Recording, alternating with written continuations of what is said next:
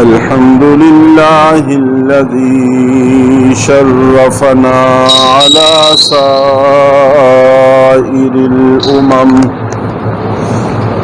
برسالة من اختصه من بين الأنام بجوامع الكلم وجواهر الحكم صلى الله تعالى عليه وعلى آله وصحبه وبارك وسلم ما نطق اللسان بمدحه ونسخ القلم أما بعد فأعوذ بالله من الشيطان الرجيم بسم الله الرحمن الرحيم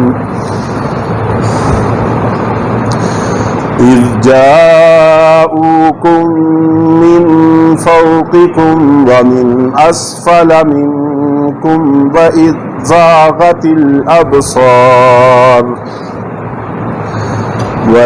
زاغت الأبصار وبلغت القلوب الحناجر وتظنون بالله الظنونا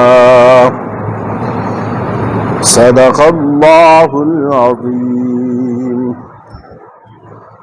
رب زدني علما رب زدني علما رب زدني علما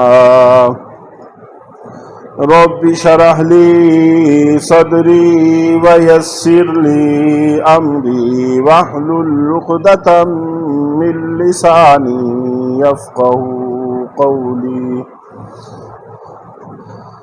رب يسر ولا تعسر وتمم بالخير وبك نستعين یا فتاح یا علیم۔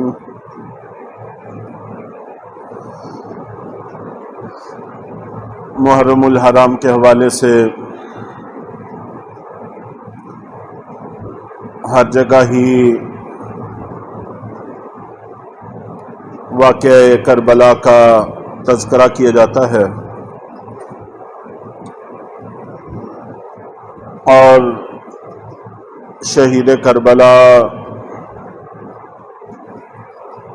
سیدنا حسین رضی اللہ تعالی عنہ کی شہادت پر روشنی ڈالی جاتی ہے۔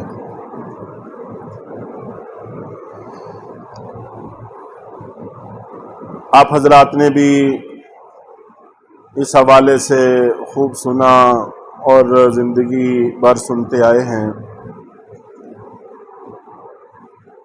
کیونکہ کہا بھی جاتا ہے، سنا بھی جاتا ہے، لکھا بھی جاتا ہے، پڑھا بھی جاتا ہے، اور یہ اس گھرانے کے ساتھ امت مسلمہ کے قلبی تعلق کی علامت ہے، ہمارے ایمان کا حصہ ہے، ایسا ہونا بھی چاہیے۔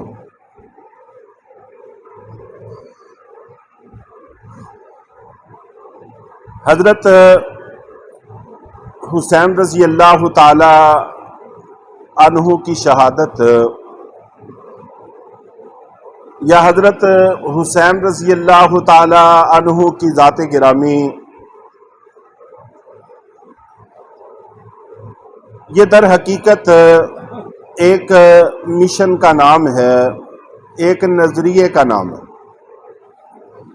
جس کو ہم آسان لفظوں میں حق کا راستہ کہہ سکتے ہیں۔ حق کا راستہ، مد مقابل یزید اور اس کے حواری، یہ بھی چند لوگوں کا نام بھی ہے، لیکن حقیقت میں یہ بھی ایک نظریہ ہے، ایک راستہ ہے، ایک مشن ہے، جس کو ہم آسان لفظوں میں باطل کا نام دے سکتے ہیں۔ تو حق اور باطل کا آمنا سامنا یہ ہمیشہ سے رہا ہے، اس وقت بھی ہے، اور قیامت تک رہے گا۔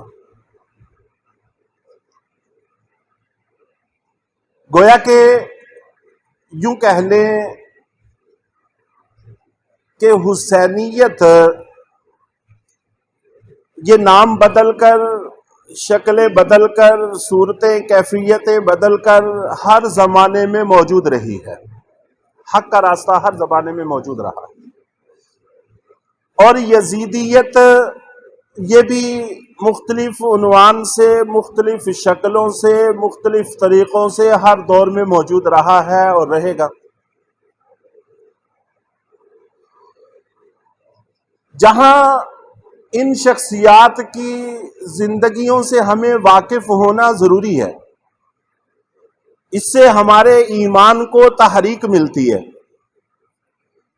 وہاں پر ہر بندے کو موجودہ وقت میں حق اور باطل کی جو ٹکر چل رہی ہے اس میں اپنی کیفیت کو بھی پرکھنا چاہیے کہ میں کس جگہ پہ کھڑا ہوں، میں کس کے کھاتے میں ہوں، میں کس پلڑے میں ہوں۔ یقیناً جب حضرت حسین رضی اللہ تعالی عنہ اور دوسری طرف یزید کے لوگ تھے تو سبھی مسلمان کہلانے والے تھے، مسلمانوں کی سلطنت میں یہ واقعہ پیش آ رہا تھا۔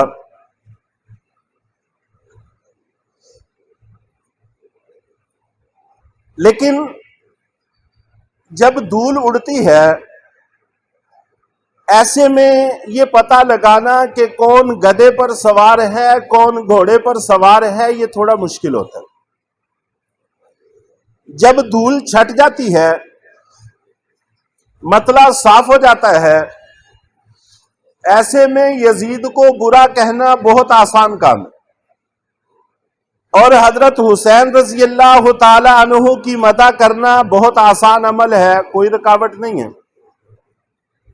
ہم منبر پر، محراب پہ، اپنی مجلسوں میں، عمومی مجلسوں میں، جہاں مرضی حضرت حسین رضی اللہ تعالی عنہ کا تذکرہ کریں، کوئی رکاوٹ نہیں، کوئی مسئلہ نہیں۔ ہر بندہ اس کو اچھا سمجھتا ہے، اچھا سمجھنا چاہیے، یہ ہمارے ایمان کا حصہ ہے۔ یزید پر لعن طعن، برا بھلا کہنا یہ اس کا مقدر ہے، اس کا نصیب ہے، ہونا ہی چاہیے، لیکن اس میں رکاوٹ کوئی نہیں۔ ہر دور میں وقت کے یزید کے خلاف آواز اٹھانا یہ مشکل بھی رہا ہے، اور بہت کم لوگوں کے نصیب میں ہوا ہے، اور ہر وقت کے حسین کے حق میں بولنا رہا ہے، لیکن بہت کم لوگوں کا نصیب رہا ہے۔ حق اور باطل کی ٹکر یہ اسی وقت سے ہے جب اللہ تعالیٰ نے انسان کو پیدا کرنے کا پروگرام بنایا۔ اللہ کرے کہ میں جو بات ذہنوں میں اتارنا چاہتا ہوں اس میں کامیاب ہو جاؤں اور کوئی غلط فہمی پیدا نہ ہو۔ حضرت آدم علیہ السلام کو جب اللہ نے وجود بخشنے کا ارادہ کیا، اسی وقت سے شیطان کے دل میں حسد کی آگ بھڑک گئی۔ ابلیس باطل تھا، حضرت آدم علیہ السلام حق تھے، اور یہ ٹکر چل پڑی۔ ابلیس نے حضرت آدم علیہ السلام کو بڑا نقصان پہنچایا، جنت سے نکالا۔ سب سے بڑی بات اللہ تعالیٰ کی ناراضگی، 40 سال تک اس طرح سے رونا کہ سر مبارک بھی اوپر نہ اٹھانا، اور پھر دنیا میں اماں جان حوا کو اور جگہ اتار دیا، حضرت آدم علیہ السلام کو دوسری جگہ اتار دیا، اور ایک دوسرے کی ملاقات کے لیے کتنا عرصہ سرگرداں رہے۔ یہ ساری اذیتیں، یہ مشکلات حق کو باطل کی طرف سے سہنا پڑی تھی۔ پھر حابیل اور قابیل، اور اس میں سب سے بنیادی جو چیز تھی، حسد کی جو پیچھے جو چیز ہوتی ہے، میں وہ عرض کرنا چاہتا ہوں۔ ہمیشہ یزید کہہ لیں، حاسد کہہ لیں، باطل کہہ لیں، وہ یہ کہتا ہے کہ وہ ایسے کیوں، میں کیوں نہیں۔ ابلیس کے ذہن میں بھی یہ تھا کہ آدم علیہ السلام وہ اشرف المخلوقات کیوں، میں کیوں نہیں؟ میں نے بھی تو اللہ کی عبادت کی ہے، مجھے بھی تو اللہ نے آگ سے پیدا کیا ہے، آگ کا مرتبہ مٹی سے زیادہ ہے، تو پھر میں کیوں نہیں؟ اللہ کی حکمت اور اس کی مصلحت کو سمجھنے سے قاصر رہا اور اپنے اندر غرور اور تکبر پیدا کر۔ حابیل اور قابیل کا بھی یہی مسئلہ تھا۔ حضرت آدم علیہ السلام کی اولاد میں ترتیب یہ تھی کہ ایک جوڑا صبح پیدا ہوتا تھا، ایک جوڑا شام پیدا ہوتا تھا۔ شام والے بچے کی صبح والی بچی کے ساتھ شادی ہوتی، صبح والے بچے کی شام والی بچی کے ساتھ شادی ہوتی۔ لیکن ان میں ایک کو اعتراض ہو گیا کہ یہ جو میرے ساتھ پیدا ہونے والی ہے اس کے ساتھ اس کا نکاح کیوں، میرا کیوں نہیں؟ چنانچہ آمنا سامنا ہو گیا حق اور باطل۔ حق کو یہاں پر بھی صدمہ سہنا پڑا، جان سے جانا پڑا، جان تو حق کی گئی نا۔ تو یوں یہ سلسلہ چلتے چلتے حضرت ابراہیم علیہ السلام اور نمرود کی شکل میں آمنے سامنے آیا، فرعون اور حضرت موسیٰ علیہ السلام کی شکل میں آمنے سامنے آیا۔ یہ ضرب المثل ہے۔ ہر دور کے باطل کو فرعون اور ہر دور کے حق کو موسیٰ کہا جاتا ہے۔ اسی طرح یہی ضرب المثل چلتے چلتے ہر دور کے حق کو حسین اور ہر دور کے باطل کو یزید کہا جاتا ہے۔ یہ ٹکر ہمیشہ سے ہے۔ نبی پاک صلی اللہ علیہ وسلم کے زمانہ میں مشرکین مکہ، ابو جہل، وہ سارے باطل اور اللہ کے نبی صلی اللہ علیہ وسلم حق، اور یہ ٹکر چلتی رہی۔ مجنون کس کو کہا گیا؟ حق کو۔ دیوانہ، جادوگر، ساحر کس کو کہا گیا؟ حق کو۔ کانٹے کس کے راستے میں بچھائے گئے؟ حق کے۔ نام لینا کس کا مشکل تھا؟ حق کا۔ اطاعت کرنا کس کی مشکل تھا؟ حق کا۔ ظاہر ہے مکہ میں باطل کی طرف سے اتنی گھٹن پیدا کر دی گئی تھی کہ اکثر میں کہا کرتا ہوں حضرت ابو ذر غفاری رضی اللہ تعالیٰ عنہ 3 مہینے مکہ کے اندر رہے اور اللہ کے نبی صلی اللہ علیہ وسلم سے ملاقات نہیں ہو سکی۔ کسی سے پوچھنا موت کو دعوت دینا تھا، اور کسی کو بتانا یہ بھی موت کو دعوت دینا تھا، پتہ نہیں کون کیا ہے۔ تو ہر دور میں حق بھی رہا ہے، باطل بھی رہا ہے۔ کچھ وقت ایسا گزرتا ہے کہ باطل اتنا حاوی ہوتا ہے کہ حق پر اتنا دباؤ ہوتا ہے، ایسے حالات میں حق کا نام لینا، حق کا ساتھ دینا یہ کوئی آسان کام نہیں ہوتا۔ وگرنہ صرف ہم ہی مسلمان نہیں ہیں، حضرت حسین رضی اللہ تعالیٰ عنہ کے زمانے کے لوگ ہم سے زیادہ مسلمان تھے، وہ ہم سے زیادہ پکے مسلمان تھے، لیکن باطل کا دباؤ اتنا شدید تھا کہ حسین کا نام لینا موت کو دعوت دینا تھا۔ اس لیے ہر کسی نے جرأت نہیں کی، جس نے جرأت کی آج تک ان کا نام زندہ ہے۔ تو میں نے یہ عنوان اس لیے اختیار کیا ہے تاکہ آج ہمیں بھی اپنی پوزیشن سمجھنا آسان ہو کہ ہم کہاں کھڑے ہیں۔ جب نبی پاک صلی اللہ علیہ وسلم مدینہ منورہ میں تشریف لائے تو اس کے بعد بدر کا مارکہ ہوا، احد کا مارکہ ہوا۔ ایک مارکہ جس کا تذکرہ سورہ احزاب کے اندر ہے، غزوہ احزاب بھی اس کو کہتے ہیں، غزوہ خندق بھی کہتے ہیں۔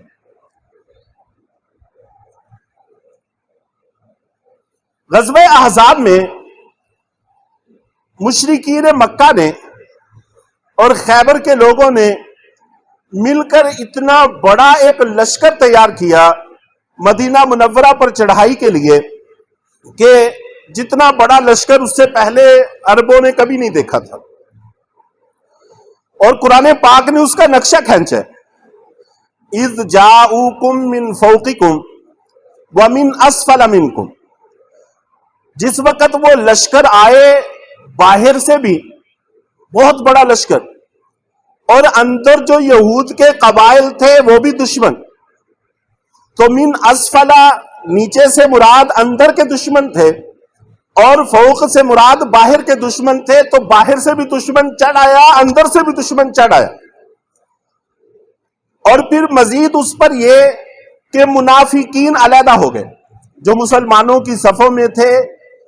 اور جب حق پہلے ہی کمزور ہوتا ہے اور پھر اس میں سے صفوں سے اگر کچھ لوگ نکل جائیں تو پھر کمزوری اور بڑھ جاتی ہے، دلوں پر بڑا گہرا اثر پڑتا ہے. وَإِذْ زَاغَتِ الْأَبْصَارُ وَبَلَغَتِ الْقُلُوبُ الْحَنَاجِرَ، آنکھیں پتھرا گئیں، آنکھیں پھٹی کی پھٹی رہ گئی. ہماری زبان میں عام طور پر یہ لفظ بولا جاتا ہے. جس وقت وہ لشکر چڑھ آئے، اندر بھی دشمن باہر بھی دشمن. وَإِذْ زَاغَتِ الْأَبْصَارُ، آنکھیں پھٹی کی پھٹی رہ گئی، آنکھیں پتھرا گئیں کہ یہ کیا ہو گیا. وَبَلَغَتِ الْقُلُوبُ الْحَنَاجِرَ، اور دل اچھل کر گلے میں پہنچ گئے. جب دل بہت تیز دھڑکتا ہے خوف اور ڈر کی وجہ سے تو پھر بطور محاورے کے کہا جاتا ہے کہ دل کلیجے منہ کو آگے، کلیجے منہ کو آگے. تو یہ کیفیت اس وقت طاری ہوئی. وَإِذْ زَاغَتِ الْأَبْصَارُ وَبَلَغَتِ الْقُلُوبُ الْحَنَاجِرَ وَتَظُنُّونَ بِاللَّهِ الظُّنُونَ. طرح طرح کے خدشات ذہنوں میں پیدا ہونے شروع ہو گئے، طرح طرح کے خیالات ذہنوں میں پیدا ہو گئے کہ اب کیا ہوگا. اس موقع پر پتہ چلتا ہے کہ حسینی کون ہے اور یزیدی کون ہے. اس موقع پر جو حسین کا ساتھ دیتے ہیں اصل میں حسینی وہ ہوتے ہیں. بعد میں نعرے لانا تو بہت آسان ہے. آج کیا رکاوٹ ہے؟ کوئی رکاوٹ نہیں. ایک صدی گزرنے کے بعد حق واضح ہو جاتا ہے، باطل بھی واضح ہو جاتا ہے، تو پھر باطل کو برا کہنا کوئی مشکل نہیں اور حق کو اچھا کہنا کوئی مشکل نہیں رہتا. هُنَالِكَ ابْتُلِيَ الْمُؤْمِنُونَ وَزُلْزِلُوا زِلْزَالًا شَدِيدًا، کہ مومنین کا اس موقع پر امتحان لیا گیا کہ ان کے دلوں کو شدید ترین طریقے سے جھنجھوڑ دیا گیا. وَزُلْزِلُوا، زلزال زلزلے کو کہتے ہیں.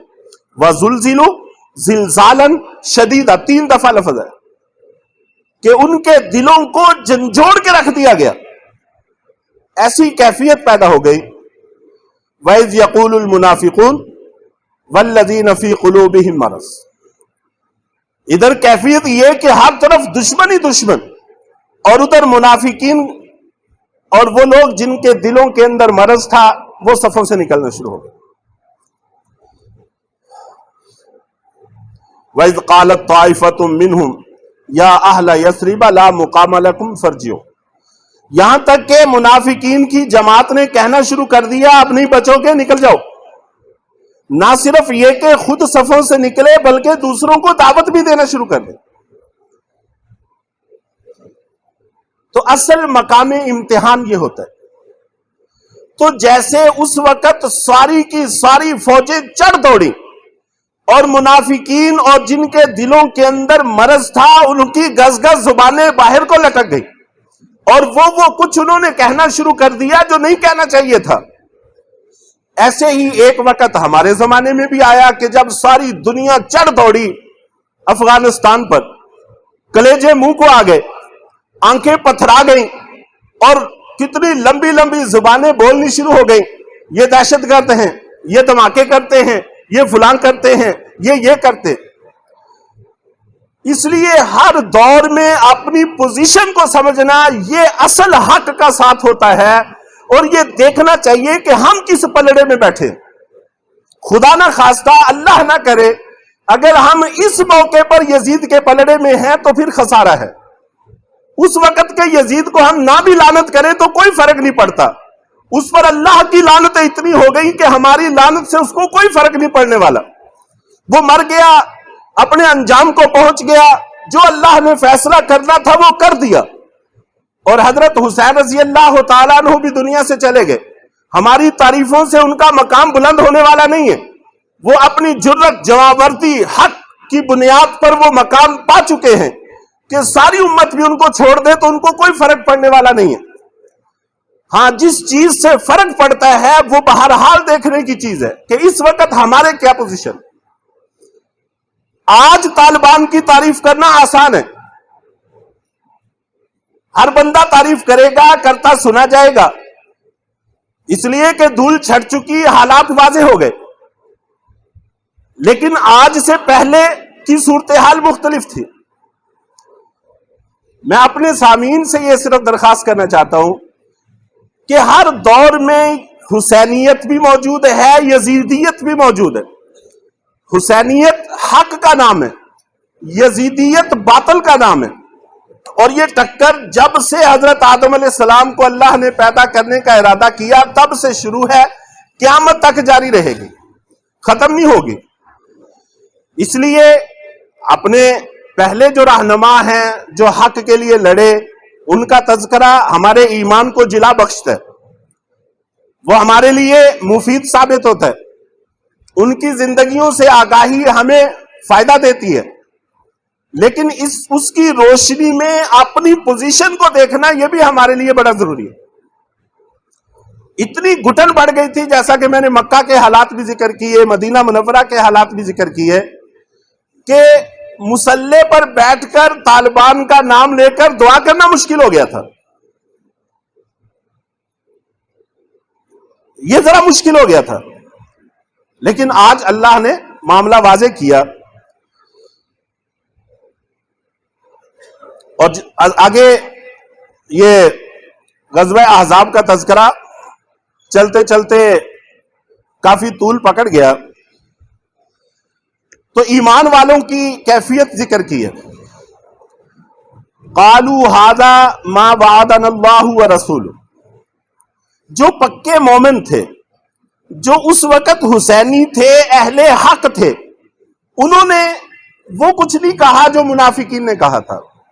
انہوں نے تو کہا ھذا ما وعدنا اللہ ورسولہ، یہ تو وہ ہے جس کا ہم سے اللہ نے وعدہ کیا تھا اور اللہ کے رسول نے وعدہ کیا تھا. اللہ اور اس کے رسول نے وعدہ کیا تھا کہ باطل چڑھ کے آئے گا، یہ تو وہ وعدہ پورا ہو رہا ہے. اس نے ان کے ایمان کو اور جلا بخشی. وَصَدَقَ اللَّهُ وَرَسُولُهُ، اللہ نے بھی سچ کہا، اس کے رسول نے بھی سچ کہا. دیکھو ہم اپنی آنکھوں سے دیکھ رہے ہیں، ہم اپنی آنکھوں سے دیکھ رہے ہیں. اللہ نے بھی سچ کہا تھا، اللہ کے رسول نے بھی سچ کہا تھا. وَمَا زَادَهُمْ إِلَّا إِيمَانٌ وَتَسْلِيمًا. اور اس سارے واقعات نے اور اس سارے خوف و ہراس نے ایمان والوں کے ایمان کو اور بڑھا دیا، ان کی اطاعت شعاری کے وصف کو اور بڑھا دیا. وما زادہم، زیادہ مانا زیادہ کرنا، الا ایمان و تسلیما، ایمان میں بھی ان کو بڑھا دیا، اطاعت میں بھی بڑھا دیا. من المؤمنین رجال صدقوا ما عاہدوا اللہ علیہ. ایمان والوں نے جو اللہ سے عہد کیا تھا وہ پورا کر کے دکھایا. فمنہم من قضى نحبہ ومنہم من ينتظر وما بدلوا تبدیلا. حضرت حذیفہ رضی اللہ تعالی عنہ کا واقعہ انہی حالات سے متعلق ہے. میں تھوڑی موقع کی مشکل کی طرف اشارہ کرنا چاہتا ہوں کہ جب حالات سے گزر رہے ہوتے ہیں وہ حالات اور ہوتے ہیں، دھول چھٹنے کے بعد کے حالات یکسر مختلف ہوتے ہیں. حضرت حذیفہ رضی اللہ تعالی عنہ کا لمبا واقعہ ہے. ان سے کسی نے کہا کہ آپ لوگوں کے زمانے میں اللہ کے نبی تشریف لائے، کاش کہ ہمارے زمانے میں ہوتے تو ہم آپ کو اپنے کندھوں پہ اٹھا کے رکھتے، ہم آپ کے تلووں کو زمین میں بھی نہ پڑنے دیتے. یقیناً ہر مومن کا یہی ایمان ہے، ایسا ہی ہونا چاہیے. اور کیوں پڑھنے دیں ہم اپنے پیارے نبی صلی اللہ علیہ وسلم کے تلووں کو زمین پر؟ ہمارے ہاتھ کس لیے، ہمارے جسم کس لیے، ہماری گردنیں، ہمارے سر کس لیے؟ تو کئی واقعات اس حوالے سے ذہن میں ہجوم کر رہے ہیں، لیکن میں حضرت حذیفہ رضی اللہ تعالیٰ عنہ کا مختصر ذکر کر کے پھر بات کو ختم کرتا ہوں. حضرت حذیفہ رضی اللہ تعالیٰ عنہ نے بڑی ٹھنڈی آہ بھری اور فرمایا کہ بھتیجے وہ حالات بڑے مشکل تھے، وہ زمانہ بڑا مشکل تھا. اگر تم اس وقت ہوتے تو پتہ نہیں کس پوزیشن میں ہوتے، کس کے پلڑے میں ہوتے. اور پھر اپنا واقعہ بیان کیا. اور اسی غزوہ احزاب کا جس کا میں نے تذکرہ کیا کہ غزوہ احزاب میں جب دھول چھٹنے لگی تو اللہ کے نبی صلی اللہ علیہ وسلم نے آواز دی کہ کوئی ہے جو مجھے مشرکین کی خبر لا دے. اور سردی کی راتیں، ٹھنڈی ہوا چل رہی تھی، مسلمان زخموں سے چور تھے اور تھکن سے چور تھے، اور جسم کو ڈھانپنے کے لیے کپڑا بھی پورا کسی کے پاس نہیں تھا، کھانے پینے کے لیے کچھ نہیں تھا، پیٹوں پر پتھر باندھے ہوئے تھے. وہ واقعات مشہور ہیں. تو کسی نے کوئی جواب نہیں دیا. آپ نے دوبارہ فرمایا، پھر بھی کسی نے کوئی جواب نہیں دیا. تیسری دفعہ بھی کسی نے حامی نہ بھری. تو اس کے بعد میں کہتے چمٹا ہوا تھا زمین سے اپنے آپ کو سردی سے بچانے کے لیے، جیسے سجدے کی حالت میں انسان ہوتا ہے اور پھر زمین سے چمٹ جاتا ہے. سب سے زیادہ سمٹنے کی یہی صورت ہوتی ہے، اپنے جسم سے گرمائش حاصل کرنا. تو اللہ کے نبی صلی اللہ علیہ وسلم نے مجھے پاؤں سے ٹھوکر ماری اور فرمایا کہ اٹھ جاؤ، جا کے مجھے دشمن کی خبر لا کے دو. چنانچہ ساتھ میں فرمایا کہ کوئی حرکت نہیں کرنی، کوئی حرکت نہیں کرنی. چنانچہ یہ چلے گئے. اور ایک وقت وہاں وہ آیا کہ ابو سفیان ان کے نشانے پر تھا. تیر کمان ان کے پاس تھی، اسلحہ ان کے پاس تھا، ابو سفیان ان کے نشانے پر تھا، اور وہ پورے لشکر کی قیادت کر رہا تھا. اور کسی بھی لشکر کے جرنیل کو مار دینا یہ بہت بڑی کامیابی ہوتی ہے. حضرت حذیفہ رضی اللہ تعالیٰ عنہ کہتے ہیں کہ جی میں آیا کہ اس کو تو نمٹاتا چلو، اور تیر نکال لیا، کمان میں بھی رکھ لیا. فوراً اللہ کے نبی صلی اللہ علیہ وسلم کا حکم یاد آ گیا کہ کوئی حرکت نہیں کرنی. چنانچہ تیر نکال کے دوبارہ ڈال لیا. تو اللہ کی طرف سے ٹھنڈی ہوا کے ایسے جھکڑ چلے جس نے ان کے خیموں کو اکھاڑ دیا، ان کی دیگوں کو الٹ دیا. اور ابو سفیان نے کہا کہ چلو واپس، میں تو جاتا ہوں. اور راستے میں فرشتوں کا لشکر بھی حضرت حذیفہ رضی اللہ تعالیٰ عنہ کو ملا، اور فرماتے ہیں کہ میں جیسے ہی اٹھ کے آپ کے حکم پر چلا تو پھر نہ کوئی سردی ایسے لگ رہا تھا جیسے میں حمام میں، گرم حمام میں چل رہا ہوں. تو بہرحال وہ حالات کی سنگینی بتا رہے تھے. دشمن شکست کھا کے چلا گیا.